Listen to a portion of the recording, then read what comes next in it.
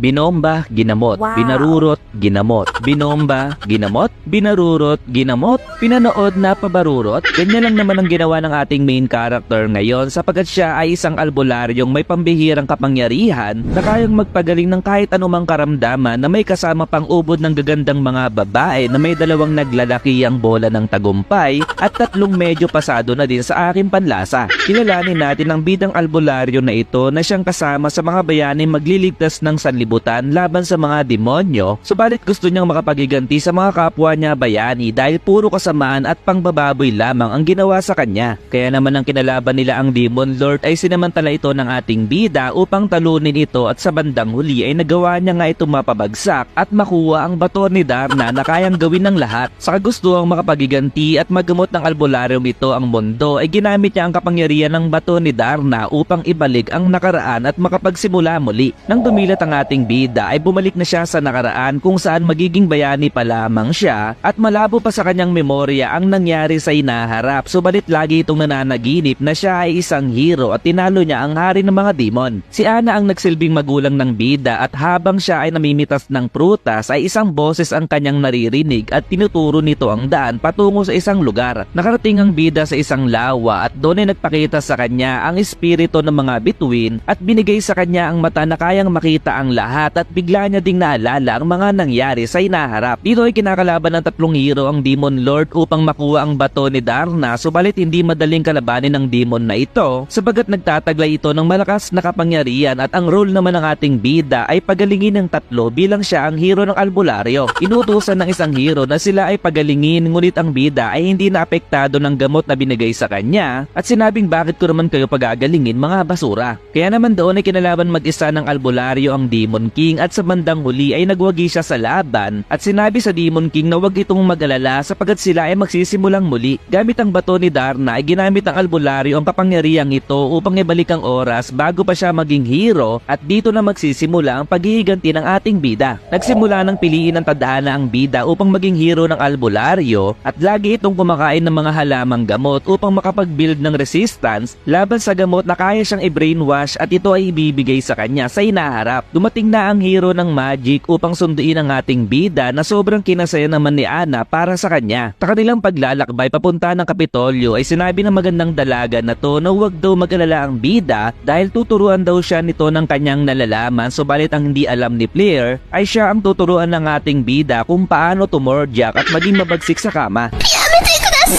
Sa kanilang pag-aanalisa ay nalaman ng lahat na si Kayaru ay napapabilang sa klas ng albularyo kung kaya't tatawagin daw itong bayani ng pagpapagaling at inutos sa kanya na pagalingin daw ang karamdaman ng isa sa pinakamalakas na gumagamit ng espada sa kanilang bansa. Sa gabi habang magpapahinga ang manggagamot ay isang katulong ang pumunta sa kanya at sa hindi inaasahang pagkakataon ay bigla-bigla na lamang itong nagbago ng anyo sa harapan ng ating bida. Ginamit ng babae ang isa sa mga pinakamalupit niyang teknik sa paghimas at maya-maya lamang ay binaon niya ang tubo sa malalim na lupa upang makagawa ng poso na malalabasan ng kanyang tubig. Alam ng bayani na ginagawa lamang ng babae ang bagay na yun upang mas lalo pang lumakas kung kaya't bilang kapalit ay ginamit ng hero ang kanyang ability upang kopyahin ang kapangyarihan ng katulong. Wika ng ating bayani na malapit na niyang marating ang rurok ng tagumpay at wika naman ng katulong ay pasabugin lamang daw ng hero ang kanyang tinatagong alas at doon ay hindi na nga napigilan ng albularyo at pinalabas niya na ang katas na kaya magpalakas ng lahat. Sinabi ng babae na gagawin muli nila ang bagay na yun sa ibang pagkakataon. Wow. At masaya naman ang albularyo dahil makukuha niya na ang karanasan ng bawat nadalaw sa kanya at makakakuha pa siya ng karanasan bilang isang batang binatilyo. Ilang araw ang nakalipas at iba't ibang katulong ang dumadalaw sa bida sa tuwing sasapit ang gabi at sa wakas ay dumating na ang araw kung saan ang bida ay pagagalingin na si Kureha. Sinimulan ng pagalingin ng albularyo ang karamdaman ni Kureha at matagumpay naman itong naibalik ang naputol na kamay, subalit ang kapalit ay malalaman niya ang naging mapait na karanasan ng tao na kanyang pinapagaling. Sinabi ni Blair na wala daw palang silbi ang bida kung ganun lamang ang kaya nitong gawin kung kaya't gamitan daw ito ng gamot upang mapasunod ito at nang marinig ito ng ating bida ay naging masaya siya sapagkat makakapaghiganti raw siya kay Blair nang walang pag-aalinlangan. Kaya naman subaybayan natin kung paano ibabalik ng healer ang lahat upang magamot ang sakit ng lipunan at sa ngayon ay meron na itong 12 episodes at 59 chapters naman sa manga at hindi nyo na rin kailangan pang lumayo upang mapanood ito dahil dito sa Facebook ay mai-enjoy na rin ang panonood